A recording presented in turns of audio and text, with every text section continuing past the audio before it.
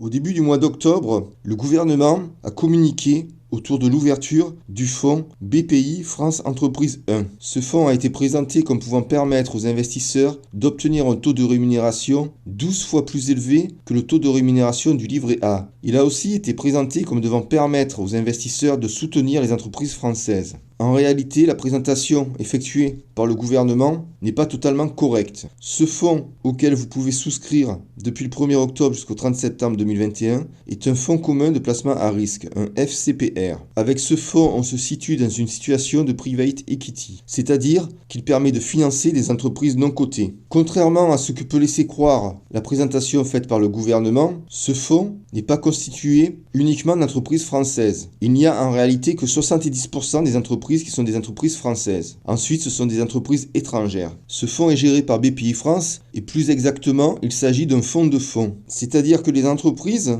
dans lesquelles les investissements vont être faits proviennent d'autres fonds. Il y a 145 fonds partenaires. 95 fonds sont dédiés au capital développement, 50 fonds sont dédiés à l'innovation. À travers ces fonds, l'investissement va se faire sur 1500 entreprises, des ETI et des PME. 90% d'entre elles ne sont pas cotées. La majorité a moins de 200 salariés. Un quart de ces entreprises exercent dans la technologie de l'information, un autre quart dans les biens de consommation, un cinquième de ces entreprises exercent dans le domaine de l'industrie et le reste est constitué d'entreprises qui exercent dans les domaines de la santé, de la finance, dans les matériaux, dans l'immobilier et dans les services de télécommunication. Ce fonds est ouvert aux particuliers alors qu'en général la private equity est ouvert aux entreprises. Le minimum de souscription est de 5 000 €, ce qui est faible pour ce type de fonds car en général le minimum de souscription est plutôt de l'ordre de 20 000 €. Il n'en reste pas moins que pour un particulier, ce montant minimum de 5 000 € peut être élevé. Il peut être d'autant plus élevé que le capital n'est pas garanti pour ce type de produit et que, au cas d'espèce, il est bloqué pendant une période minimale de 6 ans, voire de 7 ans. Le rendement espéré est évalué entre 5 à 7%. C'est en tenant compte de cet espoir de rendement que le gouvernement affirme que ce produit peut rapporter 12 fois le taux du livret A. Mais il faut bien comprendre que ce taux de rémunération n'est qu'un espoir, il peut très bien ne pas être atteint. Il faut en outre tenir compte du fait que des droits vont s'appliquer au cours de la vie du produit. BPI France